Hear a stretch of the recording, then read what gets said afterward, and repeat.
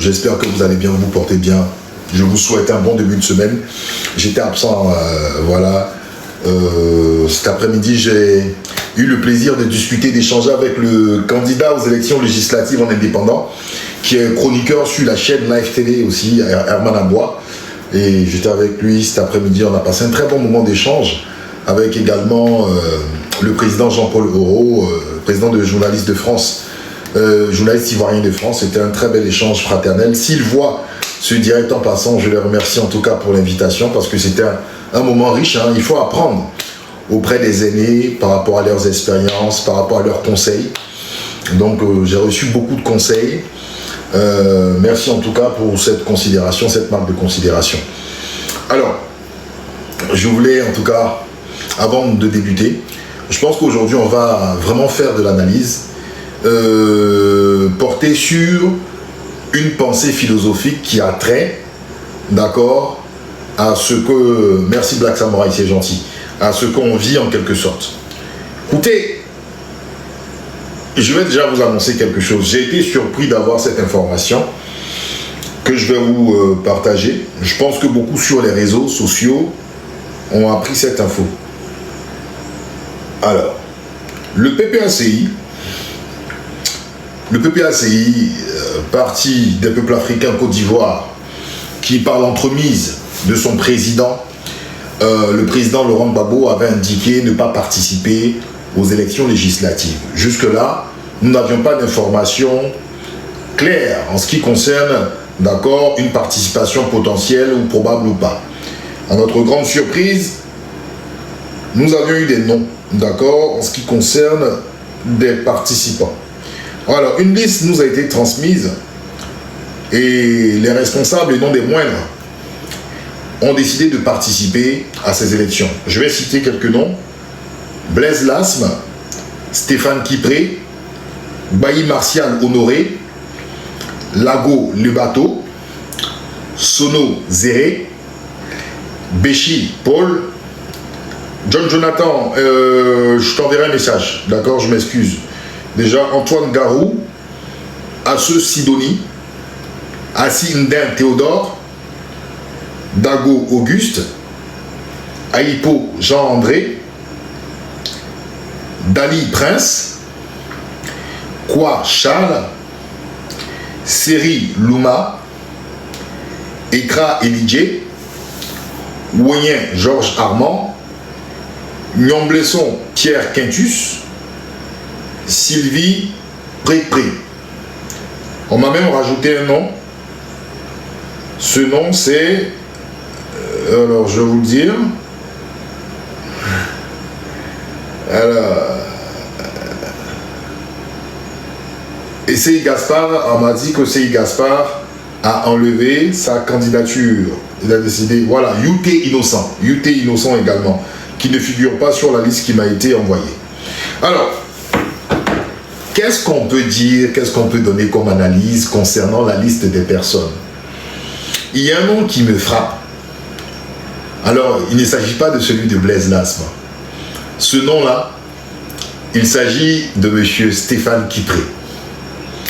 Stéphane Kipré qui n'occupe pas n'importe quel poste. M. Stéphane Kipré est vice-président du PPACI. Nous savons que le président du PPACI, le président, son Excellence M. Laurent Gbagbo, a dit clairement la ligne du parti.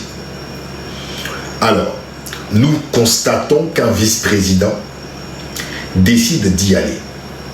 Quelles sont ses motivations? C'est la question.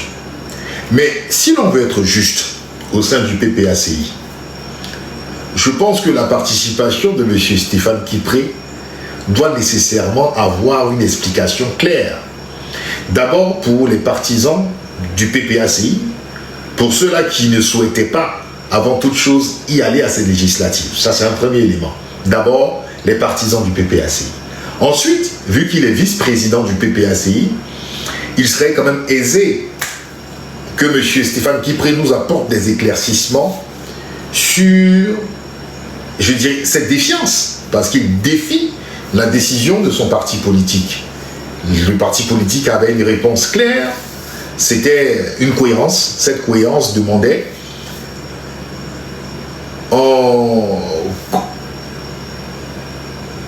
la Constitution a été violée. Donc il est logique pour eux de ne pas y aller. Et encore, les instruments censés organiser les élections, la commission électorale indépendante, qui n'inspire pas confiance, ne pouvait pas, le PPACI ne pouvait pas, d'accord, y aller tant que certains éléments n'étaient pas pris en compte. Alors pourquoi le vice-président décide d'y aller? À partir de ce moment, si on veut être juste, il faut préciser quelque chose de très important. Awa Domelo, également dans cette même posture, je pense qu'il occupait aussi un poste, hein, d'accord, un poste assez, quand même, je crois, je ne maîtrise pas trop les postes au sein du PPACI, mais je pense qu'il y a un poste aussi de vice-président, si je ne m'abuse, avait décidé d'aller à ces élections présidentielles malgré les décisions prises par son parti politique qui est le PPACI. Nous avons vu que M. Awa Domelo a été désavoué en quelque sorte vis-à-vis, d'accord, de son parti politique, même s'il reste, d'accord, bien évidemment un militant de base, mais il a été déchu, je crois, de son titre, le titre de cadre politique au sein du PPACI, il a été déchu de son poste. Alors, qu'est-ce qu'il en sera de M. Stéphane Kipré? Il y a plusieurs éléments. C'est intéressant, nous allons voir le poids, parce que si on veut parler de justice, c'est une défiance claire que M. Stéphane Kipré vient de prendre. Qu'est-ce que son parti décidera vis-à-vis de M. Stéphane Kipré? Est-ce que son parti restera dans une forme d'indifférence qui pesera dans le subconscient de l'ensemble des personnes, qu'on soit militant ou non militant du PPACI? On se demandera pourquoi ce deux poids deux mesures. Quel est, d'accord, le poids véritable de M. Stéphane Kipré, contrairement à une réactivité concernant la posture de M. Awa Domelo. Donc, c'est une situation qui risque d'être fort intéressante et qui va nous pousser, d'accord, à réfléchir et comprendre quel est le poids, quel est le mystère de M. Stéphane Kipré. Moi, je ne suis pas militant, d'accord, je ne suis pas militant du PPACI, mais j'aimerais véritablement voir si cette justice ou cette façon d'être discipliné vis-à-vis, d'accord, des cadres qui ne respectent pas le mot d'ordre ou qui ne respectent pas, d'accord, la voix du parti par l'entremise du président de ce parti qui est le président Laurent Gbagbo.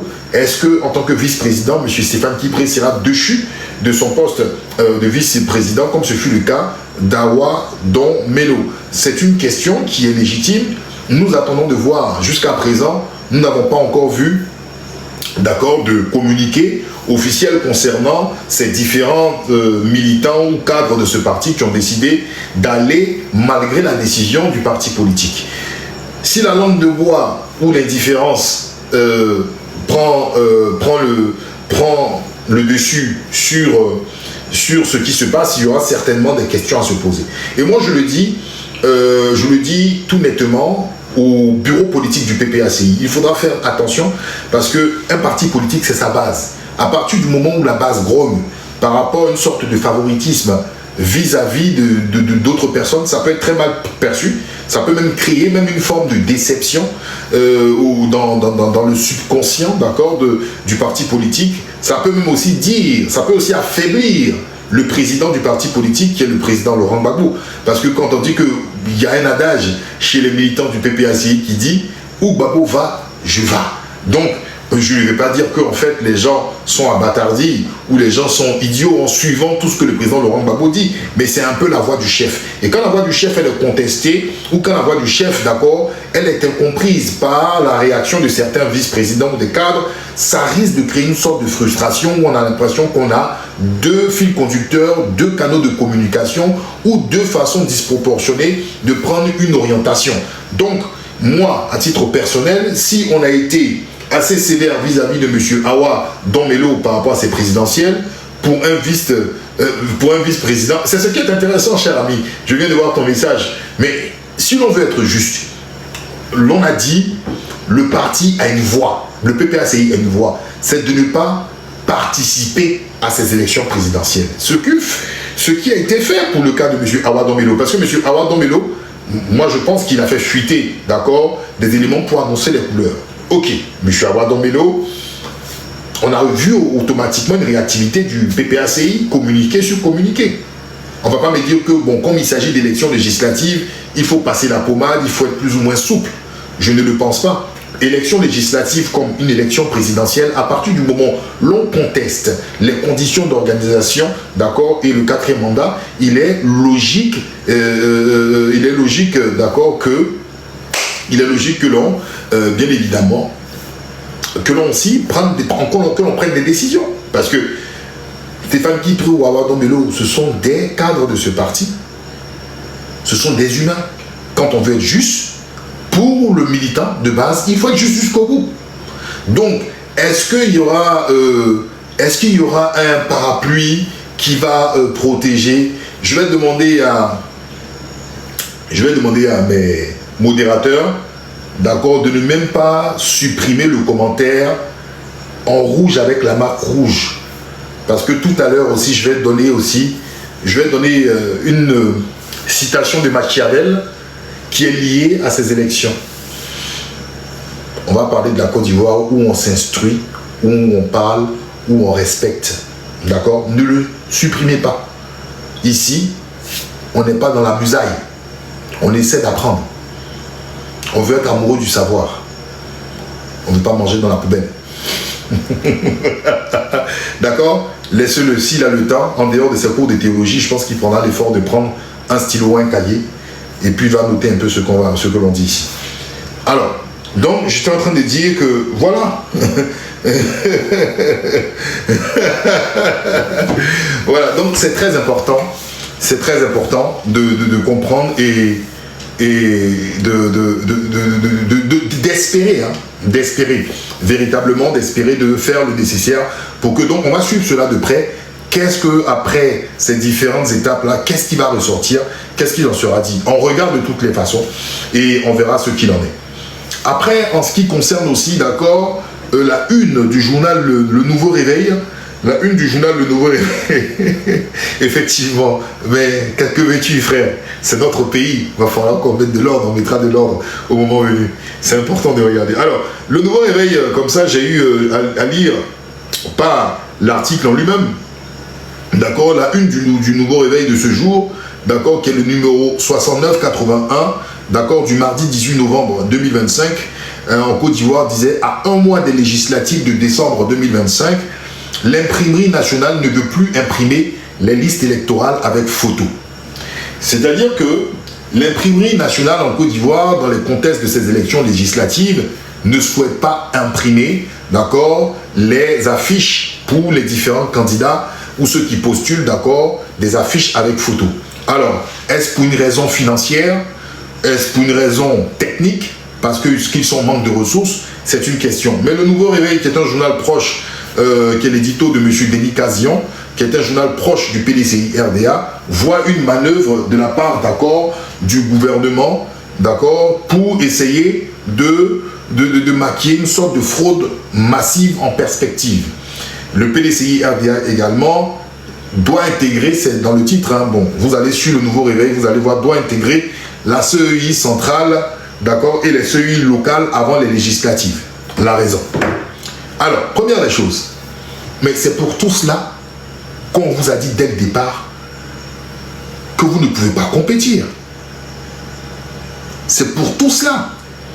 Parce que on essaie de faire comprendre aux gens que le fait de ne pas compétir, ce n'est pas parce qu'on ne veut pas compétir.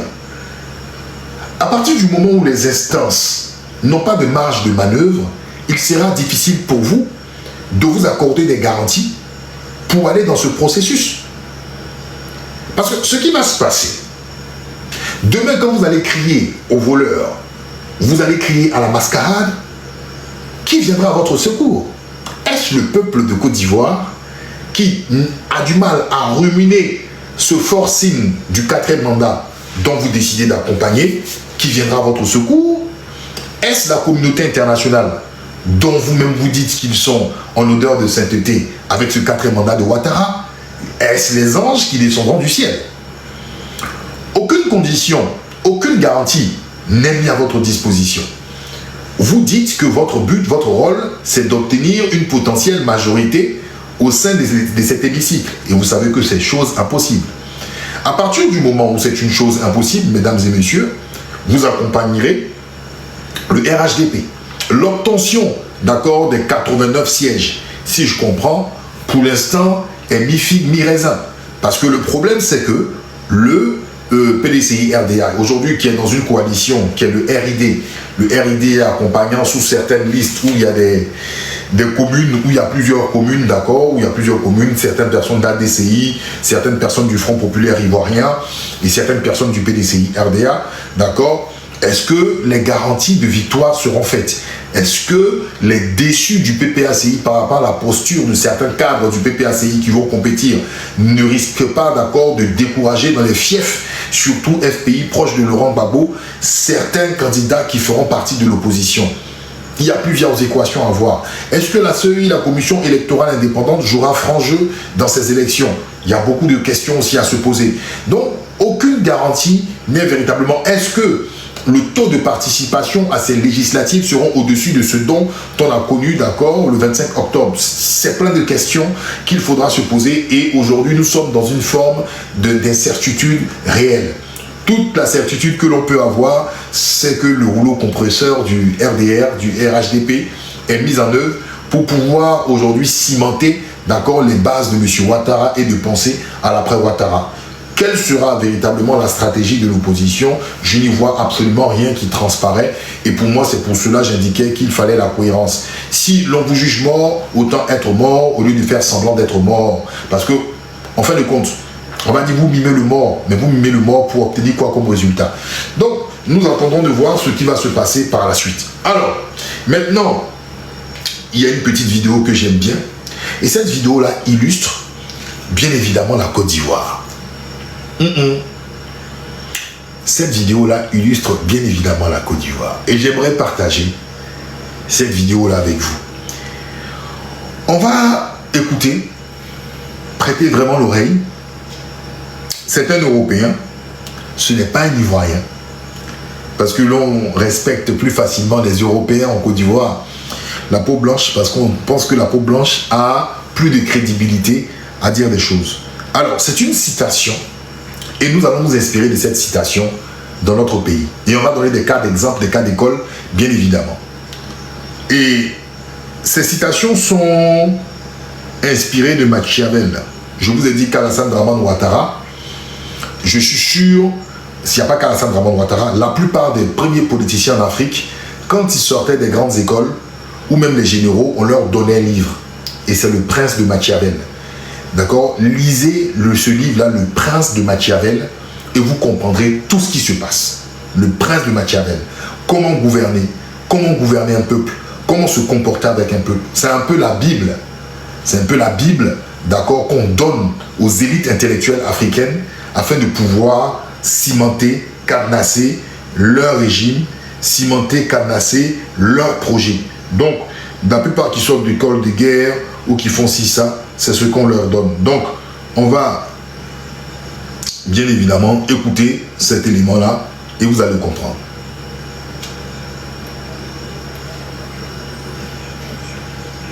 Un instant.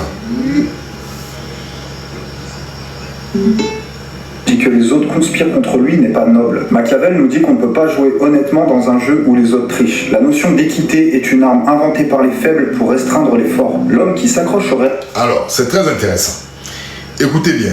Machiavel nous dit qu'on ne peut pas jouer honnêtement dans un jeu où les autres trichent. La notion d'équité...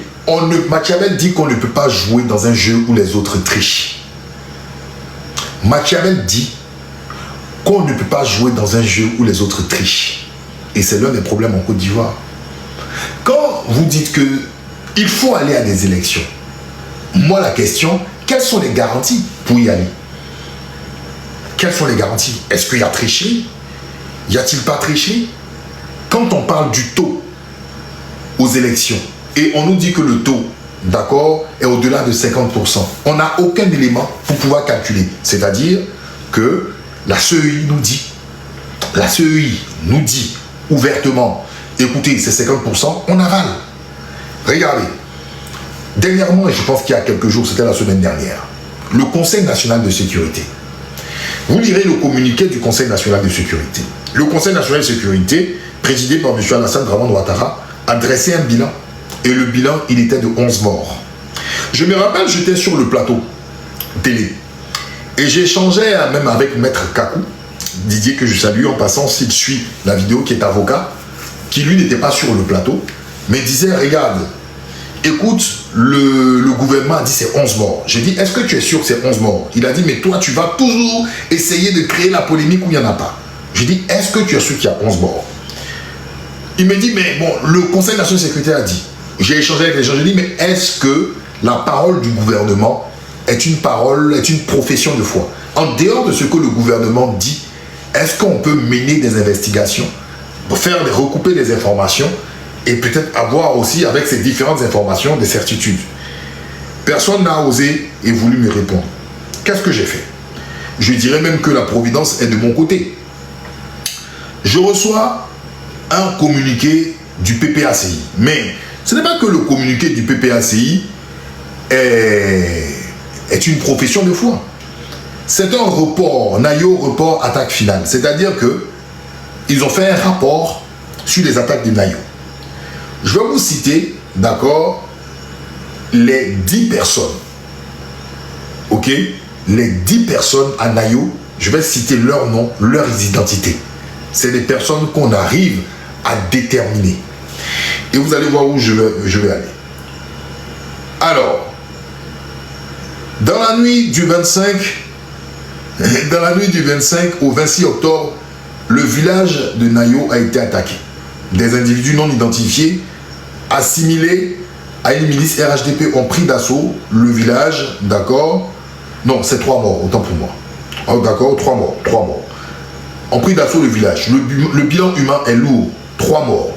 On a Ziri Guimon, Bomene Faras, d'accord? Et Ziri Guimon est chef de quartier, il a été abattu. Bomene Faras, militant PPACI et neveu du chef du village, qui a été cramé, voilà. Ziglé Micheline, habitante du village, décédée des suites de blessures. Donc ça fait 3 morts, autant pour moi. Parce qu'il y a eu 7 blessés, graves, d'accord? Mais il y a le bébé aussi, le bébé de Madame Ballier Karine, qui elle a reçu, elle était blessée par balle et son enfant est décédé par la suite. Ça fait 4 personnes. D'accord, on est d'accord? Dans le rapport du Conseil national de sécurité en Côte d'Ivoire, on a inclus le décès également du gendarme, monsieur l'officier Dagnogo. D'accord? Ça fait 5 personnes. Alouan, le jeune Alouan au niveau de Bonois, vous vous en souvenez? D'accord? Ça fait 6 personnes. Vous vous rappelez aussi d'un nouveau-né au niveau d'Adzopé. D'accord? Ça fait 7 personnes. Au niveau de Yamsokro, vous vous en souvenez également qu'au niveau de Yamsokro, il y a eu des pertes en vie humaine. On est d'accord? Je ne sais pas. Qui peut me préciser Yamsokro, il y a eu combien? Parce que quand j'ai vu les noms, je pense qu'il y avait 1 ou 2. Qui peut me préciser rapidement au niveau de Yamsokro pour être sûr, pour que je puisse totaliser? Parce que là, on est déjà à 7. Au niveau de Yamsokro, est-ce que quelqu'un... 2, ça fait 9. Ah, il y a quelqu'un qui dit 3. Décidez-vous entre vous. 3. 2 morts à Camille. D'accord, il y a un qui dit 3. Ok, 3. Donc, on est déjà à 10. On est déjà à 10. D'accord? Est-ce qu'on a eu des pertes en vie humaine à Dabou? Avons-nous eu des pertes en vie humaine? Ah, des gens même disent qu'il y a eu plus de temps. Bon, écoutez, vous voyez que déjà, dans ces conditions-là, déjà, parce qu'à Dabou, c'était bien avant le Conseil national de sécurité. Non, c'est des faits. C'est pas une question de... Faut pas... Ah, il y a un qui dit 1 à Dabou. Voilà, même Daloa, je n'avais pas cité. Bon, vous savez, le problème de l'homme noir... Je n'ai même pas cité des lieux parce que Daloa, il y a un jeune aussi même, parce que c'est le procureur à Daloa qui a fait un communiqué en ce qui concerne Daloa, que le jeune a manqué d'assistance, je crois qu'il voulait s'étouffer et autres, il est mort dans les locaux et autres. C'est pas moi, mais c'est dans un contexte, c'est dans le contexte d'accord des élections. Voilà. Donc, c'est ce que je suis en train de dire. Quand vous dites que je vaux mieux que ça, et c'est un militant du RHDP, je ne cherche pas à plaire au RHDP. J'essaie d'être juste avec ma pensée. Parce que moi, je ne suis pas là pour un courant politique. Je suis là d'abord en tant qu'être humain, j'ai pas envie d'insulter mon intelligence. Ça, c'est la première des choses. C'est pas parce qu'on me dit quelque chose que j'avale. De toute façon, j'ai toujours un esprit critique depuis... ceux qui me connaissent à titre personnel savent que je suis comme ça. Est-ce que vous comprenez? Donc, je vais continuer. Absolument pas. Tu allumes ton ordinateur ou ton truc, ta caméra, et puis tu viens, tu fais tes analyses, frère. C'est tout. Et tu verras que c'est pas si aisé. En tout cas, si tu es sérieux et tu travailles. Parce que certaines personnes mettent leur caméra et puis viennent raconter leur vie. Là, je donne des éléments. D'accord? Je donne des éléments. Et on n'a pas besoin aujourd'hui de Black Samouraï, je te rassure, avec Internet, on n'a pas besoin d'être à Abidjan. Parce que même ceux qui sont sur Abidjan, souvent on a l'impression que vous n'avez pas les bonnes informations. Alors, on va continuer sur ce qui est dit par la suite pour ne pas qu'on se perde dans ce qu'on est en train de dire. Est une arme inventée par les faibles pour restreindre les forts. L'homme qui s'accroche au Machiavel nous dit qu'on ne peut pas jouer honnêtement dans un jeu où les autres trichent. La notion d'équité est une arme inventée par les faibles pour restreindre les forts. L'homme qui s'accroche... La notion d'équité, d'accord, est une arme inventée, d'accord, par les faibles pour contraindre les plus forts. La notion d'équité est une arme inventée par les faibles pour contraindre les plus forts. Est-ce que naturellement, vous pensez que l'homme qui est faible peut contraindre celui qui est fort? Aujourd'hui, vous entendez des gens parler, des gens dire oui, il faut qu'on aille aux élections, parce que on va contraindre le RHDP, on va contraindre le RHDP en ce qui concerne les lois, on va contraindre le RHDP. Mais naturellement, à partir du moment où les règles du jeu, comme Machiavel l'a dit dès le départ, si les règles du jeu, d'accord, sont dans la tricherie, il est impossible pour quelqu'un qui est faible de contraindre l'homme qui est fort. Parce qu'on triche. Est-ce que vous comprenez ce que je suis en train de dire? À partir du moment où celui qui s'est dit fort triche, le faible ne pourra pas contraindre ce fort. Ça n'existe pas. Je vous donne comme élément de preuve, allez-y sur l'émission Télé Sud, Global Africa Télé Sud, je vais faire un petit peu de publicité, de la bande à Caroline. Cette émission, j'y participe. Aujourd'hui, j'ai échangé avec monsieur Jean-Paul Leroux, président des Ivoiriens journalistes de France, et monsieur Herman Abois. Et puis, à un moment, j'ai dit comme ça, mais le 4e mandat, il ne faut pas participer à ces élections. Monsieur Jean-Paul Leroux m'a regardé, il m'a dit, bon, ok, tu ne veux pas participer à ces élections. Tu veux faire quoi? Tu veux faire un coup d'État? Tu veux faire un coup d'État? Je l'ai regardé en rigolant. Je lui ai dit, bon, je n'ai pas eu le temps de répondre parce qu'ils sont passés à un invité ou un chroniqueur, mais je voulais lui dire, est-ce que des partis politiques, d'accord, des partis politiques, une fois dans leur histoire, d'accord, une fois dans leur histoire, les partis politiques ont décidé de ne pas participer à des élections? Est-ce que la Côte d'Ivoire sera le premier parti à avoir boycotté un régime sans participer à une élection? Non. La Côte d'Ivoire n'est pas le seul parti politique. La Côte d'Ivoire n'a pas le... Ça a déjà existé dans plusieurs villes politiques. Pourquoi automatiquement vouloir indexer ou parler de coup d'État? Vous savez pourquoi? Parce qu'en fait, les gens sont acculés. Ils n'ont aucune autre solution. Ils ont peur. Ils se disent que ce régime est fort et que la seule manière de pouvoir faire reculer ce parti et autres, ce sont les moyens de force. Et non, aujourd'hui, la parole, la connaissance de la masse, éclairer la masse pour chasser, d'accord, les viols de constitution et compagnie. Pour avoir le courage de dénoncer et d'être toujours dans la même dynamique. Donc j'ai eu le sourire. Parce que cette expression est utilisée aujourd'hui même par ceux qui sont forts. Mais ceux qui sont forts, pourquoi ils le disent? Ils le disent parce qu'ils craignent leur manière de gouverner. Ils se disent que le revers du bâton ne sera jamais un coup magistral de politique. Ça sera aussi l'utilisation de la force. Il ne faut pas oublier que dans un passé lointain, le RDR acculé a supporté des prises de pouvoir par la force, en soutenant par exemple la rébellion. Je me rappelle, M. Fani Ibrahima Fani, cadre du RDR, maire de Bouaké, était fier de la rébellion. Parce que juridiquement, M. Alassane Ouattara, qui était leur seul cheval gagnant, il faut le préciser, hein, Ouattara, il n'y a pas eu de plan B au RDR. Bon, certains politiques, certains partis politiques en Côte d'Ivoire oublient aujourd'hui puisque même le RDR encourage des partis politiques à avoir des plans B, mais il faut savoir qu'à l'époque, au RDR, il n'y avait pas de plan B. Je vais vous citer des noms qui ont fondé le RDR, d'accord? Des noms qui ont fondé, qui sont la base de la création du RDR. M. Ouattara n'y figurait pas, ça c'est clair, je tiens à vous rassurer. Allez vérifier, hein, parmi les fondateurs du RDR, M. Alassane Ouattara n'y était pas. Mais, des gens comme Jenny Koubina, qui était secrétaire général, n'a jamais été le plan B du RDR. M. Leroux Yacinthe, qui était secrétaire général adjoint chargé des relations avec les autres partis et les organisations syndicales, n'a jamais été un plan B du RDR. M. Malangean, secrétaire général adjoint chargé des finances et patrimoine du RDR, n'a jamais été un plan B. M. Soumao Amadou, que vous connaissez, Amadou Cimetière, il était secrétaire général adjoint chargé de la formation, il n'a jamais été un plan B.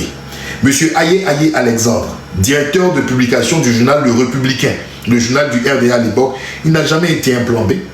D'accord? Monsieur Diakité Koti Souleymane. Diakité Koti, vous vous souvenez, secrétaire général adjoint chargé des relations avec les organisations spécialisées. Il n'a jamais été un plan B. Monsieur Pierre Badobré. Pierre Badobré, qui était secrétaire général adjoint chargé de l'administration, de l'organisation et de la communication, n'a jamais été un plan B. Monsieur Sarasoro Yacinthe, qui était le père, je crois, de Fidel Sarasoro, qui est actuellement avec M. Ouattara, n'a jamais été un plan B. Je vais parler encore des Ebogo Fofana qui sont venus après, les Adama Champion. Toutes ces personnes-là n'ont jamais été des plans B. Le RDR est resté ferme sur sa posture et sa position. Le RDR,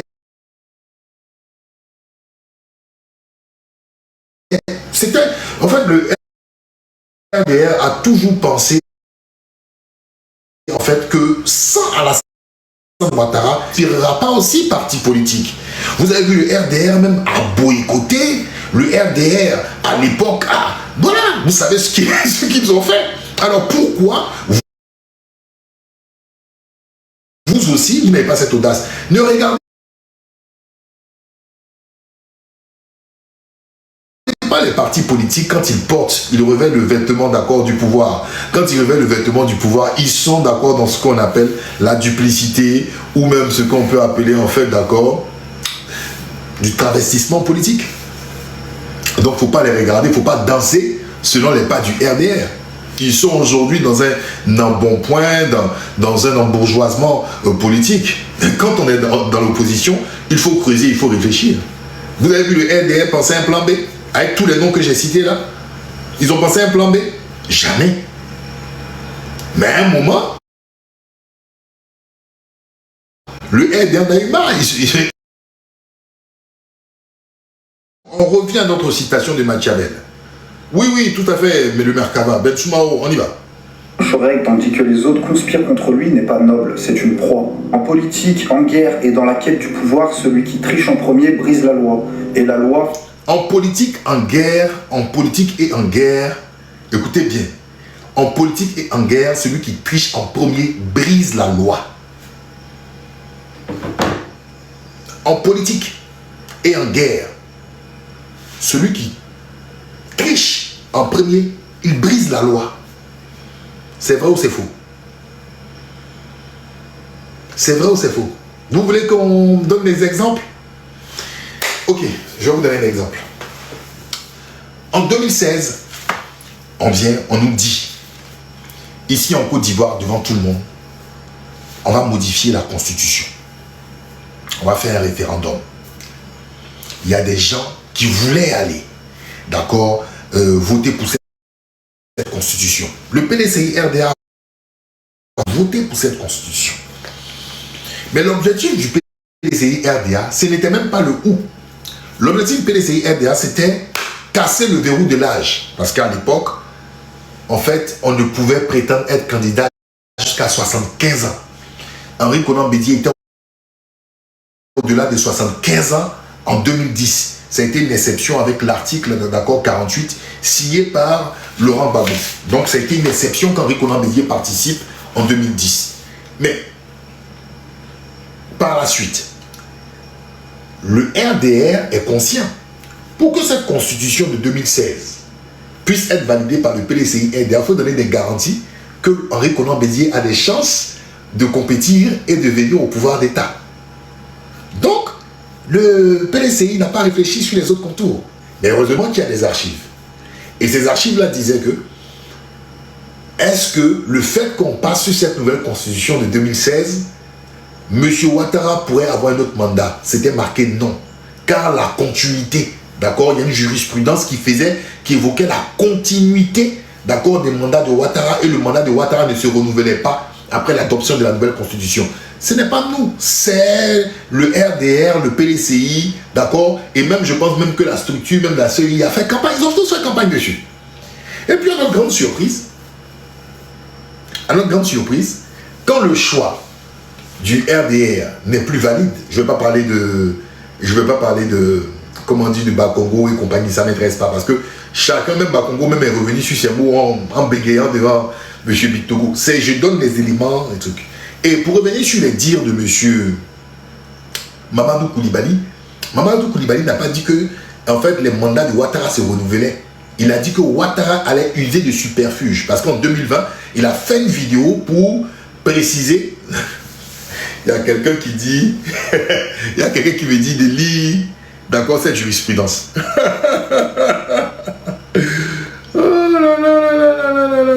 Alors, bon, comme tu m'as dit de lire cette jurisprudence, cher ami, je vais aller plus loin. Il faut me trouver... Attends. Cet élément-là, je vais... Oh, est-ce que je peux... Je l'ai quelque part là. Je l'avais... Alors... Pourquoi je l'ai effacé? Attends, c'est à qui j'avais partagé ça? Ah ouais, ah ben merde. Un instant. Je vais te donner un élément, d'accord? Et tu vas savoir si c'est moi, en fait, j'ai fait un dessin. J'ai eu à faire un dessin. Non, c'est important quand même, parce que vous savez, l'interactivité, moi, je ne fais pas de cours magistral, là, pour l'instant, d'accord? Et là, aujourd'hui, il n'y a pas de cours magistral. Il n'y a pas de cours magistral. J'interviens avec les intervenants, c'est important par moment. Alors, excusez-moi, je vais trouver juste cet élément-là et je vais le présenter.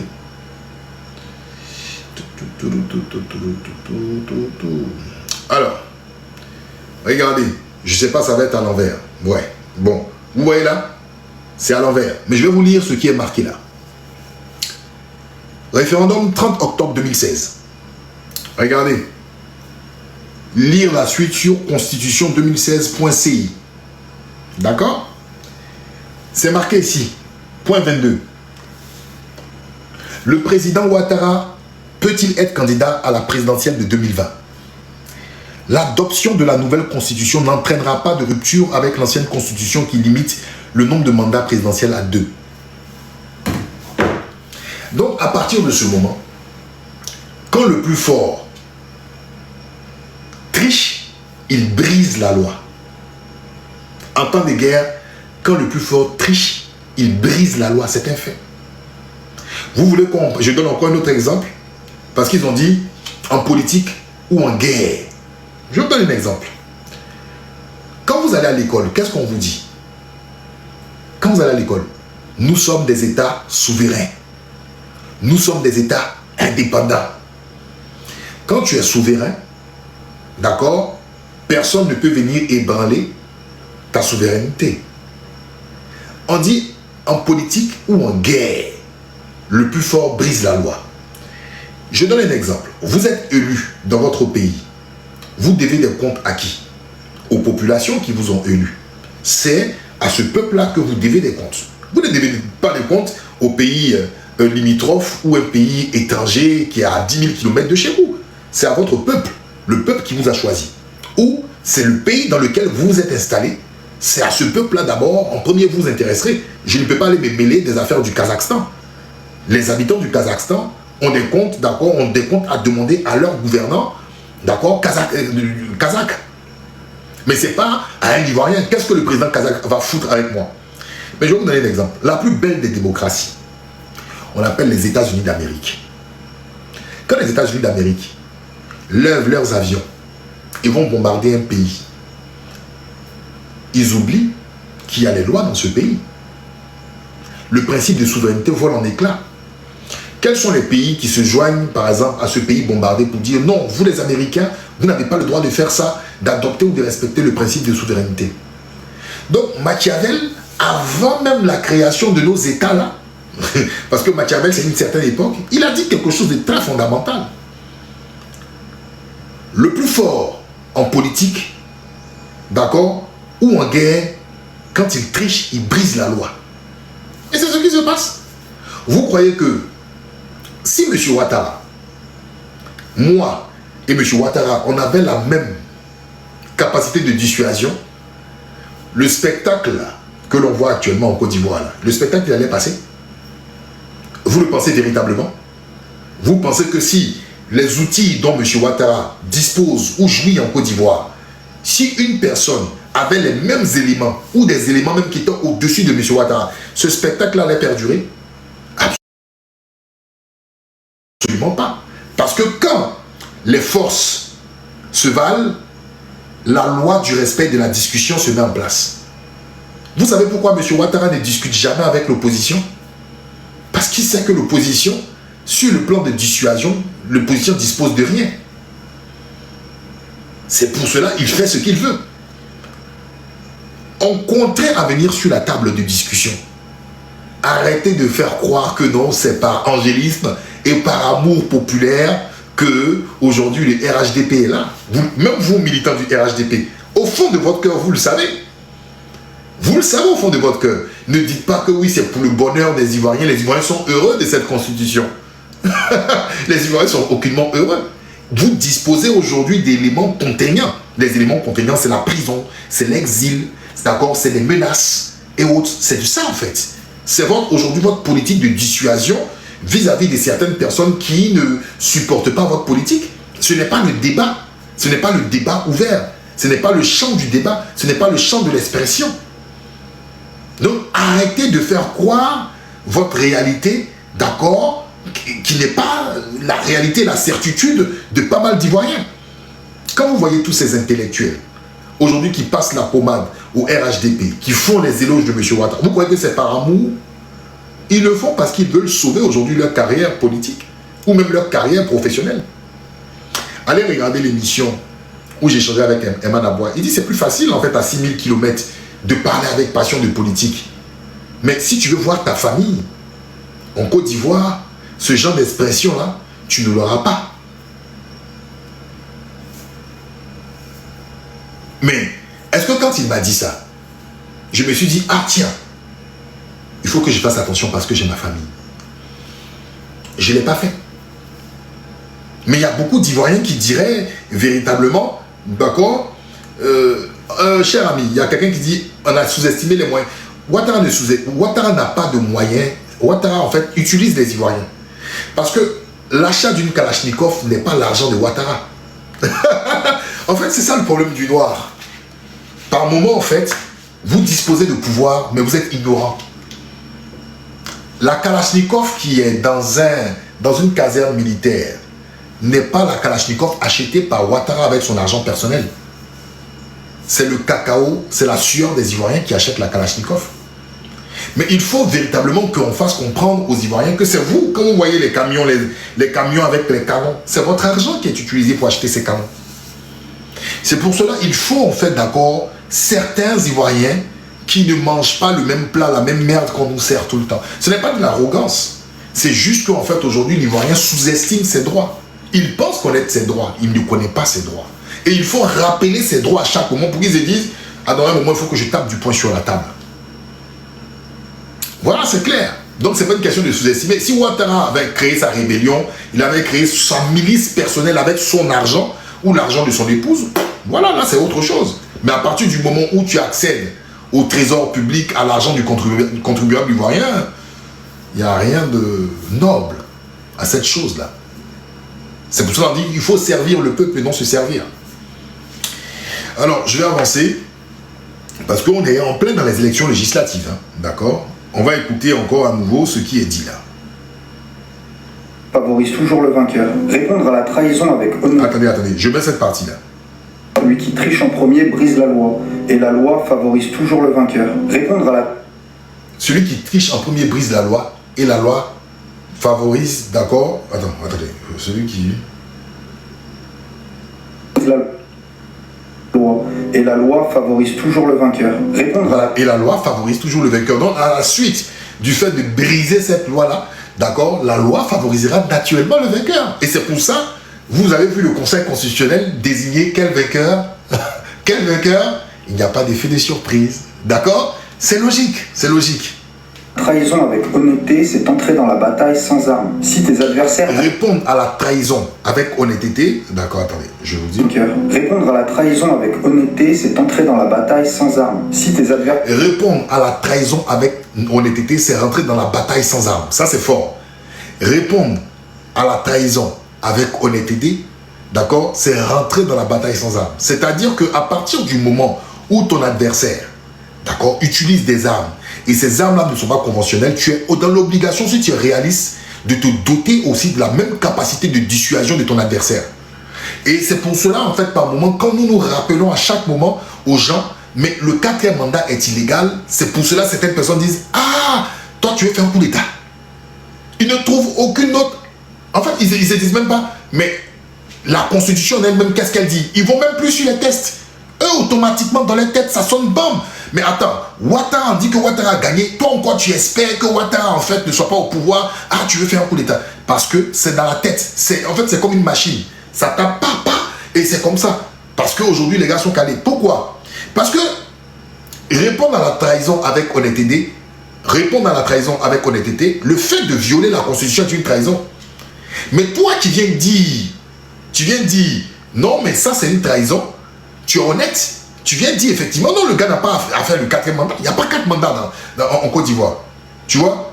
Mais quand tu le dis, ils vont dire non, c'est la parole seulement, tu dis. Donc, si tu viens juste prêter ta parole et parler, ils vont dire oui, bon, c'est bien de parler, mais il n'y a pas d'effet. Parce que l'autre, là, lui, il a trahi. Mais il a trahi avec des armes. Toi, tu fais quoi? Et c'est là maintenant, le peuple se dit, non, mais normalement, c'est aux partis politiques de faire ce travail. Le peuple va donner de la voix. Mais ceux qui peuvent engager, d'accord, en portant, d'accord, ce discours contre le 4e mandat, ne font pas le job. Et leur rôle, c'est ça en fait. Parce que ce sont les partis politiques qui entretiennent bien évidemment cette trahison. Le RHDP est un parti politique et le RHDP porte la vision de M. Ouattara. Mais que font nos autres partis politiques en dehors aujourd'hui du GPS? GPS a été dissous en Côte d'Ivoire, mais le GPS est quand même cohérent. Eux, ils n'ont pas changé. Même le PPACI a fait un discours officiel. Mais aujourd'hui, il y a des vice-présidents du PPACI qui ont jugé utile d'aller dans cette aventure. Donc, vous voyez que Machiavel, le prince de Machiavel, il répond clairement et symptomatiquement à la situation ivoirienne. Et je suis sûr que Ouattara a bien lu ce livre. Et je ne pense même pas que Ouattara, beaucoup des gens du RHDP, en l'occurrence Bakongo, parce que Bakongo a déjà cité ce livre. Écoutez par la suite. Certes, empoisonne le puits, tu ne vas pas purifier l'eau, tu trouves un poison plus fort. La morale n'est célébrée qu'une fois la couronne bien en place. Avance. Écoutez bien, c'est très fort ce qu'il dit. Écoutez. Qu'une fois la... Attendez. Empoisonne le puits, tu ne vas pas purifier l'eau. Honnêteté, c'est entrer dans la bataille sans armes. Si tes adversaires empoisonnent le puits, tu ne vas pas purifier l'eau. Si tes adversaires empoisonnent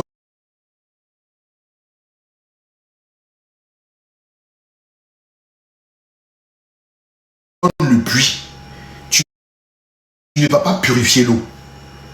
Mais tu vas t'arranger à trouver un poison qui est au-dessus du poison de tes adversaires. C'est le peuple. Ah, ça vous choque, hein? Ça vous choque? Si ton adversaire empoisonne le puits, tu ne vas pas purifier l'eau. Ça ne sert à rien de purifier.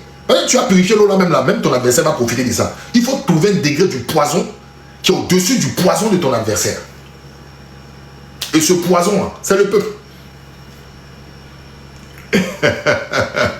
C'est le peuple. C'est le peuple. Il n'y a pas d'autre solution. C'est le peuple. Écoutez encore. Tu trouves un poison plus fort. La morale n'est célébrée qu'une fois la couronne bien en place. Avant ça... La morale est célébrée après que la couronne soit bien en place. Vous n'avez pas remarqué que quand le RDR est venu au pouvoir, là, c'est depuis que le RDR est au pouvoir, c'est eux qui sont républicains. C'est eux qui aiment chanter la bidjanaise. C'est eux qui disent que la Côte d'Ivoire, il faut respecter le procureur, il faut respecter toutes les lois, il faut respecter tant, parce que la couronne du RDR est bien en place. Quand il n'était pas au pouvoir, est-ce que ce n'est pas le même RDR qui a tiré le drapeau du Burkina à Congo? Est-ce que ce n'est pas le même RDR qui a brûlé des sous-préfectures en Côte d'Ivoire? Est-ce que ce n'est pas le même RDR qui n'a même pas rendu hommage à la mort des 67 gendarmes qu'ils ont égorgés à Boaké? Vous avez vu en fait le RDR dit Yako crier comme le gendarme qu'ils ont truc? Est-ce que c'est pas le RDR? Une fois que la couronne est bien en place, maintenant là, on vous dit qu'il faut respecter les lois. Écoutez. Soit la couronne bien en place. Avant ça, la survie revient à celui qui plie les règles, les casse et les remplace par les siennes.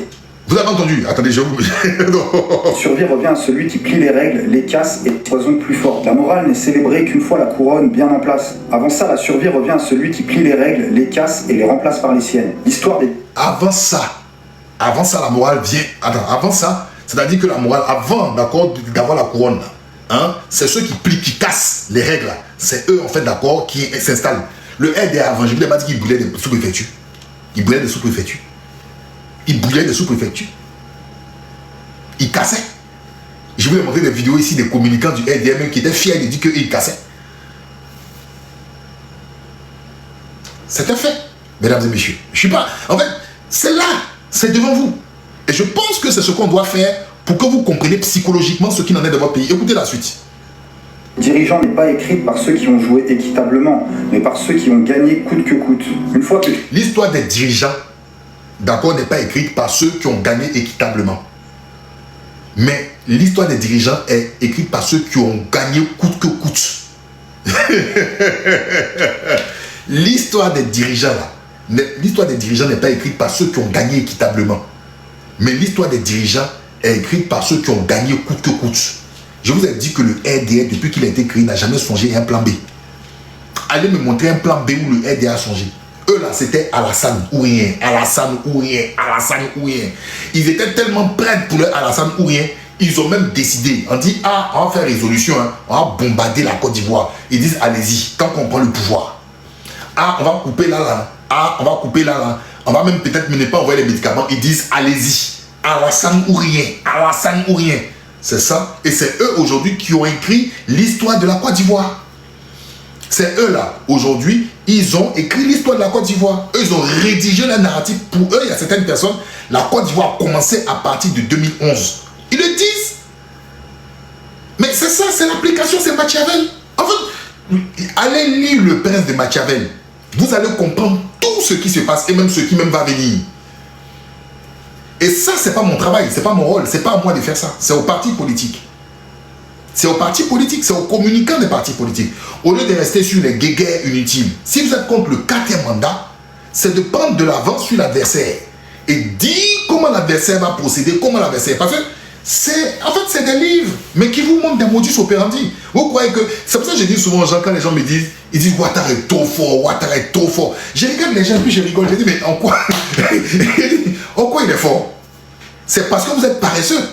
Donc vous ne prenez pas de l'avance. Non, c'est le nom au 4e mandat, on est dans le 4e mandat et ça va finir dans le 4e mandat. Gaucher Kara, tu ne crois pas? C'est là que tu vas voir la force et la conviction de certaines personnes. Moi, je n'ai jamais fléchi ni à gauche ni à droite. La seule chose que j'ai, c'est la synthèse et la lecture des faits et des événements. Voilà, celui qui sait lire, il n'a jamais paniqué. Il sait à quel moment il faut danser. Moi, vous m'avez vu mettre ma caméra ici pour venir dire, oui, je suis déçu, oui, j'en veux à quelqu'un. Je suis là, je suis assis. Je suis tellement assis. Je vais vous faire une petite anecdote hier et puis je vais continuer. Vous savez que je suis passionné de musique. Et puis hier, j'ai fait quelques partages sur la musique. Et puis, il y a le grand frère Zasso. Et je crois que c'était... C'est qui déjà? Kessie et Jojo.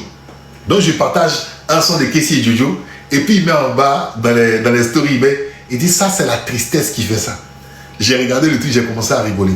Non! Quand j'écoute de la musique, j'ai besoin d'aérer mon esprit. j'en fais pas une possession.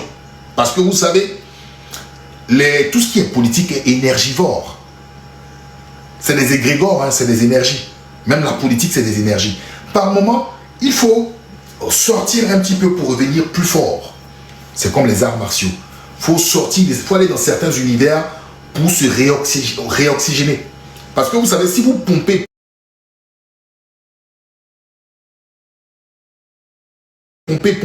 dans le cerveau, le sang, à un moment, tu vas saturer.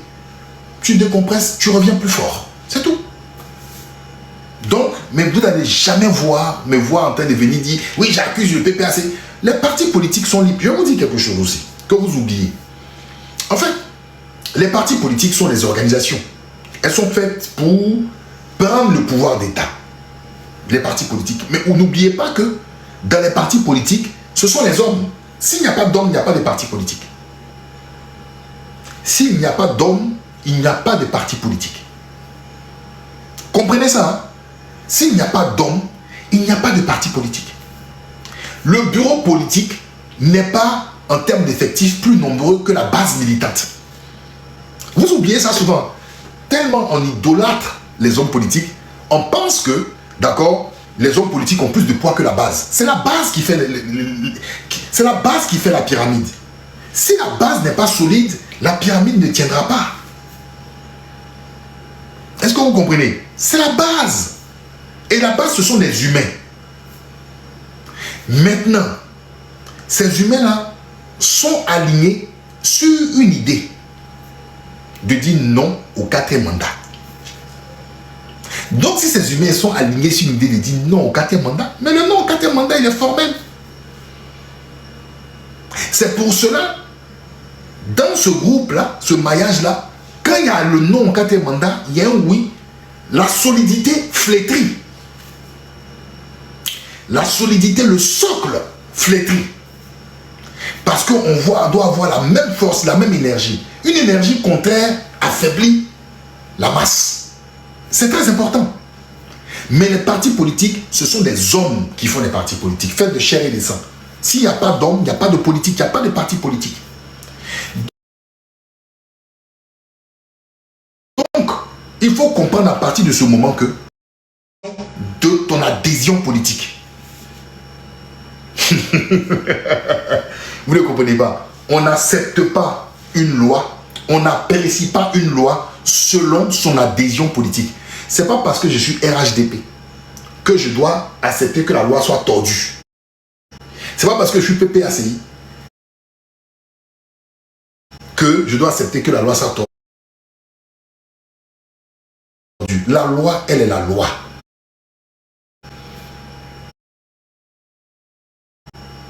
Mais malheureusement, chez nous, la loi, elle dépend selon les partis politiques. Et c'est pour cela que nous sommes dans ces problèmes-là. C'est pour cela, quand on viole la Constitution, certaines personnes accompagnent les violeurs et d'autres n'accompagnent pas. Est-ce que vous comprenez? Mais on va bientôt, en Côte d'Ivoire, ça va changer. La loi sera la loi. Duralex, Seglex, comme d'autres le disent. La loi, elle est dure, mais c'est la loi. Alors, je vais continuer quand même sur cet élément-là qui est intéressant pour nous. Tu as gagné, plus personne n'ose parler de triche. On appelle ça... Une fois que tu as gagné, plus personne n'ose parler de triche. Je remets ça pour vous. C'est très important. C'est ce qui se passe, hein. Regardez. Oh, damn.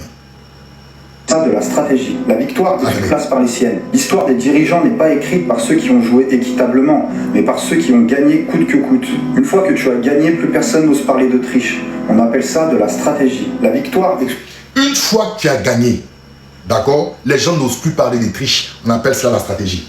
Est-ce que vous ne vous rappelez pas, le jour, le 25 octobre, quelle était la communication du RHDP? Ah, les gens ont voté, hein? On est tous là. Tous ceux qui étaient du RHDP et ceux qui communiquaient pour le RHDP, qu'est-ce qu'ils vous disaient? Élection a eu lieu, hein? Élection a eu lieu, hein? Élection a eu lieu, hein? Et voici le débat qui était ouvert. Ils ont dit, ah, mais vous n'avez pas dit que l'élection ne va pas avoir lieu. Vous n'avez pas dit que l'élection ne va pas avoir lieu. Élection a eu lieu, hein? Élection a eu lieu, hein? Élection a eu lieu. Et automatiquement, dans l'intellect des gens, c'était déjà plié. C'est ce que j'appelle l'ingénierie sociale. C'est comme s'ils se sont communiqués un truc. C'est-à-dire que malgré les incohérences, malgré tout ce que vous avez vu comme perturbation, ils ont ressorti une jurisprudence de 2020. Vous vous rappelez, une jurisprudence pour annuler certaines zones. Mais déjà pour eux, élection a lieu, élection a lieu, élection a lieu. Et les stratégies en termes de tricherie, vous avez vu, d'accord, même la veille, Abidjan.net a publié, il y a eu des démentis et autres, d'accord. Mais même tous ces éléments de soupçon, même le quatrième mandat, à partir du moment où les médias TV5 et autres ont dit Ouattara a eu 80 ans, les médias ont dit 80, c'est resté, c'est fini. Aujourd'hui, très peu de personnes parlent des tricheries, de suspicion de tricheries dans ces élections-là. C'est fini. C'est fini. Et c'est ce qu'il explique. Quand le tricheur gagne, après la victoire du tricheur, on oublie la tricher. Et c'est une stratégie. Et ça marche. Ça marche coûte que coûte. Moi, quand je suis sur les plateaux télé, je dis aux gens, mais le quatrième mandat, les gens deviennent dingues. Pourtant, il n'y a que quelques semaines. Ils sont passés à autre chose. Parce qu'on a un vrai apprenant des Machiavel. Lui là, c'est un vrai. Et ça, je l'ai dit il y a des années. Hein. Je crois que quand je commençais sur TikTok, j'ai parlé du prince de Machiavel. Souley de Paris était là ce jour. Il a dit oui, Insan, tu as raison. J'ai dit, lui là, lui en fait, il se complique même pas. C'est-à-dire, il prend Machiavel et il prend Machiavel et puis il applique. Et ça fonctionne avec les Ivoiriens. Comme un éleveur de poulet. D'accord. Comme un éleveur de poulet. Et ça volaille. Ce sont les Ivoiriens. Or, si tu lis le prince de Machiavel, mais quand tu l'as Ouattara, tu rigoles en fait. Parce que tu le sens en fait. C'est-à-dire, avant même qu'ils prennent des décisions, tu le sens. Et je ne sais pas comment les gens n'ont pas la lucidité politique d'anticiper. De dire, voici ce qu'il va faire, voici ce qu'il va faire, voici ce qu'il va faire. On continue, écoutez. Excuse toutes les méthodes et la défaite n'en excuse aucune. Le monde ne récompense pas ceux qui suivent les principes, mais ceux qui savent quand les abandonner. Le monde, d'accord, ne félicite. Si c'est toujours là, merci de m'avoir écouté jusqu'au bout. Stratégie. La victoire excuse toutes les méthodes et la défaite n'en excuse aucune. Le monde ne récompense pas ceux qui suivent les principes, mais ceux qui savent quand les abandonner. Le monde, d'accord, ne félicite pas ceux qui suivent les principes, mais ceux qui savent abandonner les principes. Regardez. Ouattara, vous avez vu combien d'organisations internationales disent à Ouattara non, la constitution tant non. Tout le monde même était étonné. On s'est dit que dans cette année-là, il y a des organisations. Tout le monde dans le fond était choqué. L'Union africaine, la CEDEAO, eux tous. Je vais, d'accord, finir sur...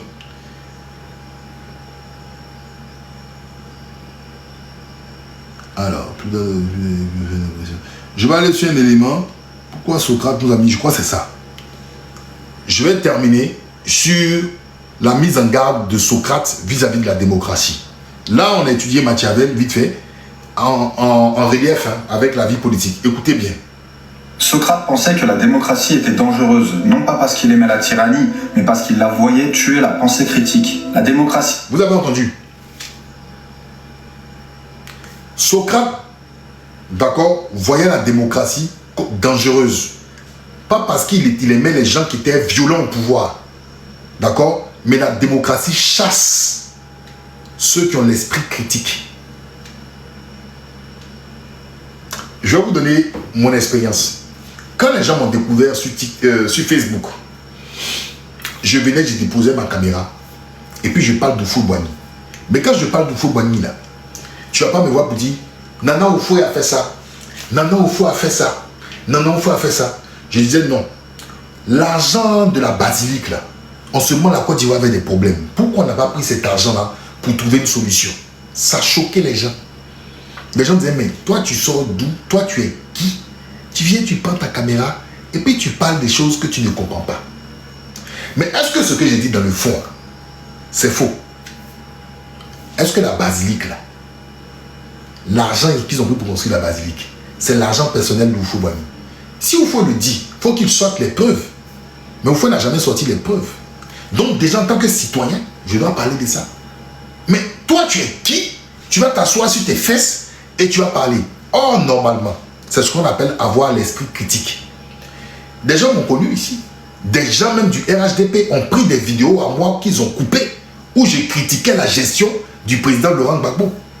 Et il y a des gens qui m'ont répondu, mais c'était des militants du parti de Gbagbo. Oh, oh. Mais pourquoi? Parce qu'ils ne sont pas bons à la critique. Et il y a une discipline même dans nos partis politiques en Côte d'Ivoire. Mais à partir du moment où le débat n'est pas suscité au sein d'un parti politique, quand vous êtes monocolore, c'est-à-dire que la grandeur d'esprit, en fait, elle est limitée, elle est court-circuitée. Même dans ta maison, à la maison, si c'est toi le chef, tu ne peux pas décider exclusivement que par toi. Par moment, c'est ta femme qui va te dire, la méthode que tu appliques là, je pense que tu devais adoucir cette méthode. Même si tu n'es pas d'accord, suscite le débat. Parce que quand tu suscites le débat, des grandes idées émergent. Tu ne peux pas, toi seul, détenir la science infuse. Et c'est pour cela, la démocratie chasse l'esprit critique. Pourquoi? Parce que la démocratie nous impose la dictature des partis politiques. À partir du moment où tu n'es pas dans un parti politique, on te dit qui es-tu pour prendre la parole? Et tu souffres parce que tu n'as pas de légitimité. Dans nos pays en Afrique, surtout, pour parler, pour qu'on dise que tu es un politicien, il faut que tu sois dans un appareil politique. Il faut que tu sois dans un appareil politique. Donc, ce que j'ai dit là, c'est très profond. Et je ne fais pas le procès des partis politiques. Libre à chacun d'aller dans un parti politique. Et j'en ai plein des amis dans les partis politiques. Et je les respecte. Mais je dis, l'esprit critique, c'est une richesse. Si je n'avais pas d'esprit critique, je ne serais pas assis ici, au risque de ma vie, pour dire que cette constitution qu'on a en Côte d'Ivoire, d'accord, est une constitution qui a été violée. Si tu n'es pas d'accord avec moi, tu vas aussi donner les arguments pour dire non, elle n'a pas été violée. C'est ce qu'on appelle l'esprit critique qui ouvre au débat. Mais il y a des partis politiques, c'est-à-dire le parti même d'État. Ce que le chef dit là, c'est ça. Il faut faire. Il n'y a pas autre chose. Qui es-tu toi pour prendre la parole? Comme si la parole, elle était donnée et admise à des gens qui avaient une marque ou qui avaient un sceau royal. Le citoyen dans la cité ne peut pas s'exprimer. Oh là là là là là. Continuons. Il traite toutes les opinions comme égales, mais Socrate pensait que toutes les opinions ne se valent pas. Un électeur non informé ne devrait pas avoir le même pouvoir qu'un homme d'État instruit. Il croyait que la démocratie récompense la popularité plutôt que la compétence, et que les... Est-ce que c'est faux?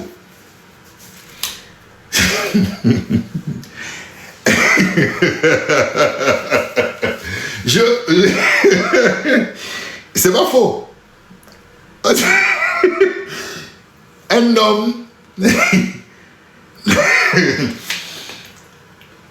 vous croyez, souvent là même là, c'est le fait qu'on dise tout le monde doit mettre sa bouche dans la politique là, ça gâte les choses.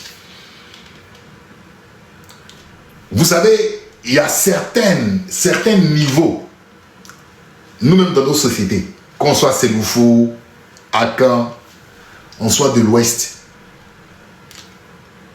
tu as droit à la parole. Mais il y a certaines décisions que tu ne peux pas prendre toi. Parce que ceux qui prennent cette décision passent des rites initiatiques. On les appelle des sages. Ça, c'est notre paradigme. Et Socrate, qui est lui grec, pensait exactement comme ça. C'est-à-dire qu'on ne catégorise pas. On ne catégorise pas les hommes. Mais il y a certaines décisions qui doivent être prises par certaines personnes. Ils écoutent la base de la pyramide, mais ensuite, le conclave décide. Il y a des personnes qui sont. Maintenant, la démocratie, ce qui est dommage là, la démocratie valide la popularité et non la compétence. Vous savez, des gens ont pris une vidéo où j'étais en making-of de l'émission sur Télé Sud, où je parlais de Jean-François Kouassi. Et j'ai dit, mais Jean-François Kouassi n'a pas de fond. Jean-François Kouassi, il n'a pas de fond. Mais les gens sont venus m'allumer sur ma page. Ils sont venus, mais j'ai accepté parce que je savais que Jean-François Kouassi est populaire. Mais est-ce que Jean-François Kouassi a les compétences? La popularité et la compétence sont deux choses. Ça peut vous faire mal. Mais j'ai dit, tu peux être populaire et ne pas être compétent.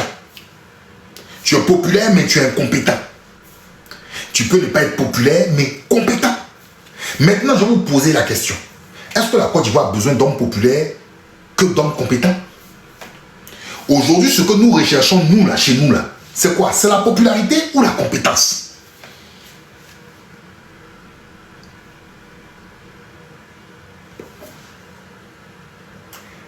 Avons-nous besoin, nous, chez nous, Africains, avons-nous besoin des hommes populaires ou des hommes compétents? Nous avons besoin des hommes compétents. Avec grand H, incluant les femmes. La compétence à tous les niveaux, à toutes les échelles de la société. Une échelle, toutes les échelles. Il faut laisser l'audace là. On peut être populaire en étant audacieux. Quand quelqu'un sort de la salle de bain, il dit, je viens à peine de me laver. Regardez le savon dans mes oreilles. D'où tu veux mais c'est l'audace, le fait de faire ça devant un téléphone, une caméra, c'est pas tout le monde qui peut faire. Moi, si je fais ça, il vient faire ça, et puis c'est Dieu qui bénit. Mes parents me disent, mais petit, tu es courageux, tu es audacieux. Hein? Mais on ne vous parle pas d'audace, on dit compétence. Est-ce que tu as les compétences? C'est de ça qu'on parle. Ben oui. Mais oui. Et quand j'ai dit ça, les Ivoiriens ont pris ça comme du mépris.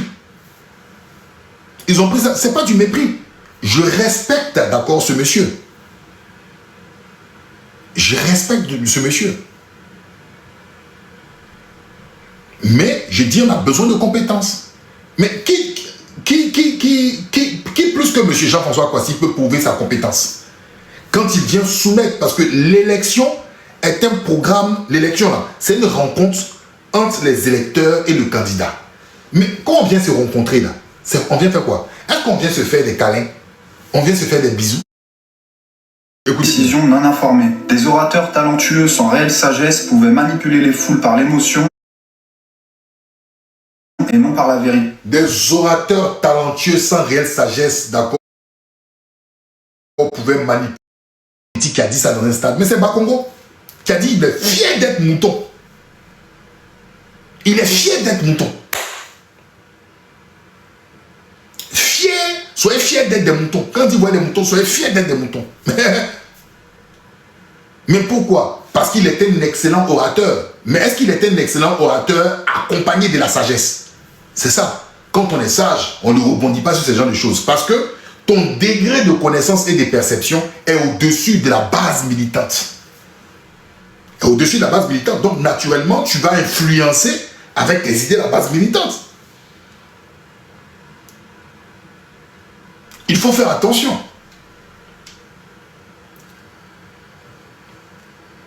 Il faut faire attention. Donc, il ne faut pas qu'on se donne à cœur joie. Attendez, ah ouais. Faut pas qu'on se donne à cœur joie de vouloir simplement apprécier le jeu politique. Mais je souhaite véritablement que dans l'ensemble des partis politiques, il y a quelque chose qui manque. C'est l'esprit critique. Si vous avez l'esprit critique, le débat sera de qualité et les idées seront bonnes. Ça, c'est très important pour ma part. L'esprit critique. Alors, et puis tout ce que je suis en train de dire, parce que j'ai vu un commentaire de quelqu'un qui dit ça sent la haine et la xénophobie. Je ne sais pas comment la haine et la xénophobie est calculée en Côte d'Ivoire par certaines personnes. C'est à géométrie variable. Et le plus souvent, c'est les mêmes patronymes qui ressortent. Moi, je vais vous dire quelque chose. Vous avez la liberté de dire que je sens la haine et la xénophobie. C'est votre droit. Hein. Moi, je n'interdis personne. Vous n'allez jamais vous voir ici essayer de me défendre pour dire, je ne suis pas haineux, je ne suis pas xénophobe. Tu peux penser ce que tu veux. Ça n'engage que toi. Je m'en fous.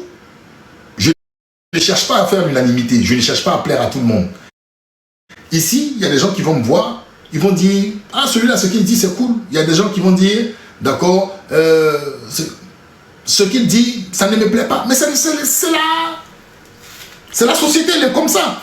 On ne peut pas être... on ne peut pas tous aller dans le même élan. Je trouverais quand même bizarre qu'on aille dans le même élan. Moi, en tout cas, si c'est le cas, je vais me méfier. Je pense même que je vais même prendre vraiment des pincettes. Il promettait des solutions simples à des problèmes complexes et faisait appel à la peur, l'ego et au confort. Socrate croyait aux experts. Écoutez bien cette partie. Faisait appel à la peur, l'ego et au confort. Ces solutions simples à des problèmes complexes et faisait aimer. Des orateurs talentueux sans réelle sagesse pouvaient manipuler les foules par l'émotion et non par la vérité. Il promettait des solutions simples à des problèmes complexes et faisait appel à la peur, l'ego et au confort.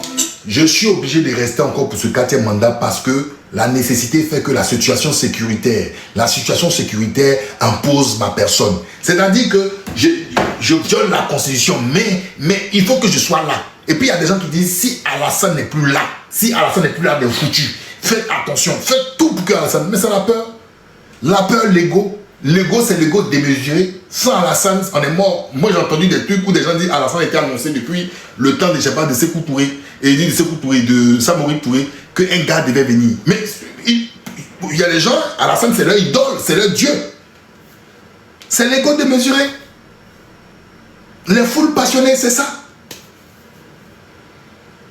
La psychologie, là, c'est très important. Hein. Mais c'est un fait. C'est un fait. Et ça, il faut qu'on vous enseigne. Demain, là, ça va pas être ado. Si c'est quelqu'un d'autre, on va le dire. Mais c'est vous.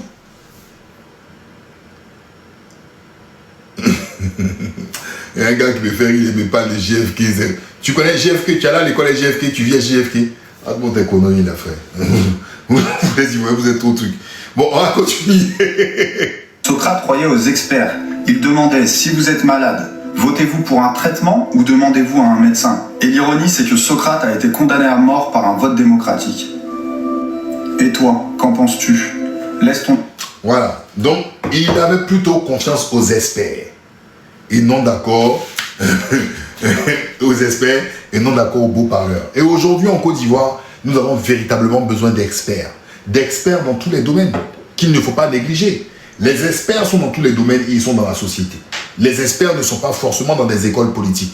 Quoique je ne veux pas en fait descendre les partis politiques et ceux qui sont dans les appareils politiques, mais je pense qu'il faudra véritablement en fait renouveler le vivier politique et revoir fondamentalement la politique d'une autre manière en Côte d'Ivoire. Aujourd'hui, le constat, il est criard en Côte d'Ivoire. D'accord? Il est criard en Côte d'Ivoire.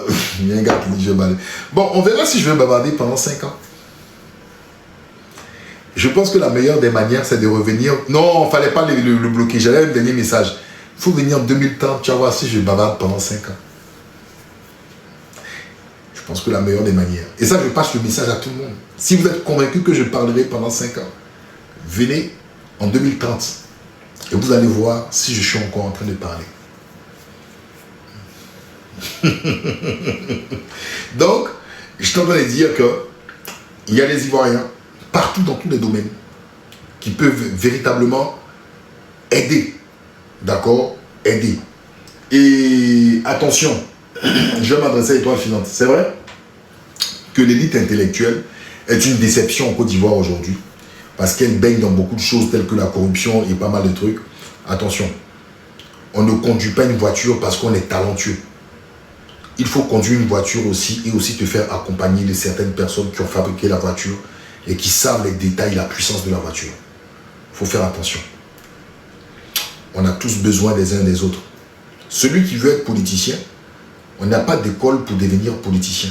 Si tu as le mérite et tu as le courage, vas-y. La politique ne doit pas être destinée exclusivement à une catégorie sociale.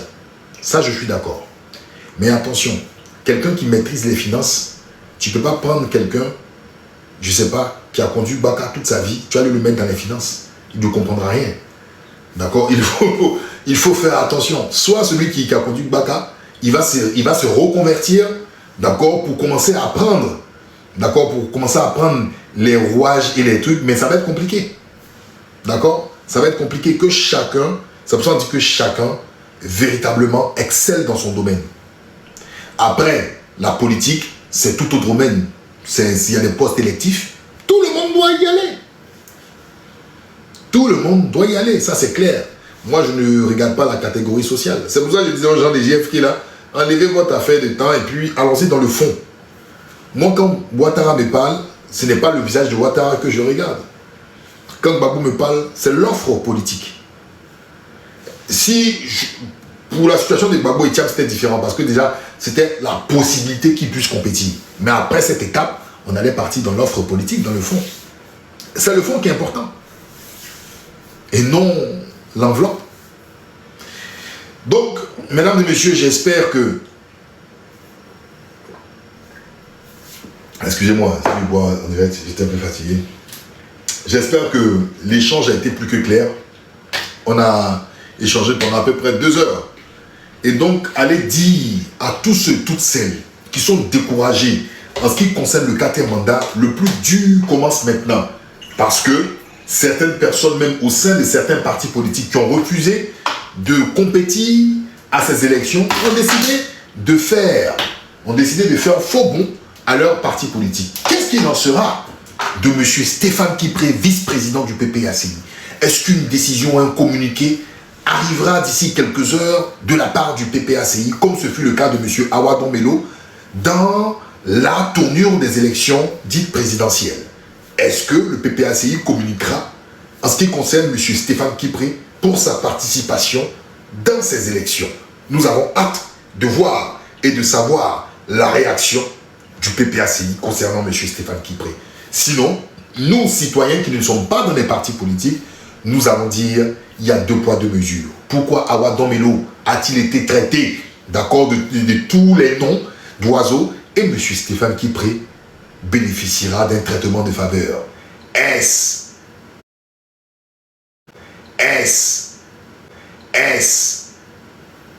son pouvoir spirituel, parce que je sais que c'est quelqu'un qui est dans l'élan des évangéliques? Est-ce que les jeûnes et prières auront effet sur une bonne partie du PPACI? Nous attendons de voir, et puis c'est avec cœur joie, nous verrons si peut-être M. Stéphane Kipré jouit d'un parachute doré, un golden parachute qui le protège en même temps. Je ne le pense pas. Le PPACI de M. Laurent Gbagbo décide et indique que tous les citoyens sont égaux, sans limite. Nous attendons de voir dans quelques heures. Et puis sur ce, mesdames et messieurs, soyez fiers d'être des Ivoiriens, d'être contre le 4e mandat, et surtout soyez fiers de n'avoir pas faibli et baissé votre volonté, votre combat, votre abnégation, votre détermination contre ce forfait du 4e mandat. Les gens ont voulu nous berner avec l'actualité libanaise. Oui, elle fut bonne parce que l'actualité libanaise nous a permis aussi de mettre en perspective pas mal de choses qui semblaient quand même bizarres. Mais nous reviendrons, nous y reviendrons. Et ça, nous allons régler cela, nous allons remédier à cette solution libanaise pour la communauté libanaise et pour aussi les Ivoiriens. Au moment où nous viendrons aux affaires. Et ça, je vous le dis, on sera aux affaires. Une Côte d'Ivoire de jeunes, dynamique. Une Côte d'Ivoire où on ne fait pas de différence entre le nord, le sud, l'est et l'ouest. Une Côte d'Ivoire qui n'est pas dans l'émotion, mais une Côte d'Ivoire qui est dans la compétence. Elle viendra, cette Côte d'Ivoire-là, sans distinction.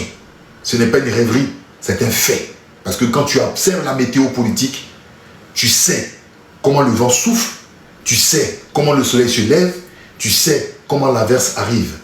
Donc, et je tiens à rassurer aussi Smart Lassie, va sur le terrain. Non, je suis là sur mon terrain. Alassane Ouattara faisait ça sur BBC et puis RFI. Au moins, il faisait ça là. Hein? Vous lui avez dit d'aller sur le terrain à Bobo ou à Djamé Kouletia? Non, il faisait ça sur BBC. C'est même BBC là que j'ai fait. Je m'inspire de Ouattara. Et à un moment, je serai sur le terrain. T'inquiète pas. Et quand je serai sur le terrain, j'espère qu'on se verra pour partager un plat de garba ou d'aloko. Hein? Avec grand plaisir. Donc, voilà. Donc, je suis le parcours de Ouattara. Je suis en train de suivre le parcours de Ouattara. Son parcours m'intéresse. C'est pour ça que j'ai pris en perspective 2 personnes qui sont Machiavel, d'accord, et Socrate. Et je trouve que Machiavel et Socrate avaient cette longueur d'avance, cette lecture-là qui faisait que, voilà, ils ont personnalisé le pouvoir d'une manière, et cette manière-là est propre en fait à l'Afrique. Parce que beaucoup de nos gouvernants s'inspirent de ces gens-là. Et comme le disait Simon Kimbangu, hein, pour chuter, qu'il faut prendre l'arme du voleur pour l'utiliser contre le voleur. Black, je ne le connais pas. Donc, je ne le connais vraiment pas. Donc, je peux pas te dire qu'est-ce que je pense de lui. Non, non, non. Peut-être faut voir d'autres personnes qui le connaissent. Ils vont te dire clairement ce qu'ils pensent de lui. Mais je ne le connais vraiment pas. D'accord? Et voilà. J'espère que vous avez apprécié, en tout cas, mesdames et messieurs, en fait, cette analyse. Et puis, j'espère que vous avez apprécié cette analyse.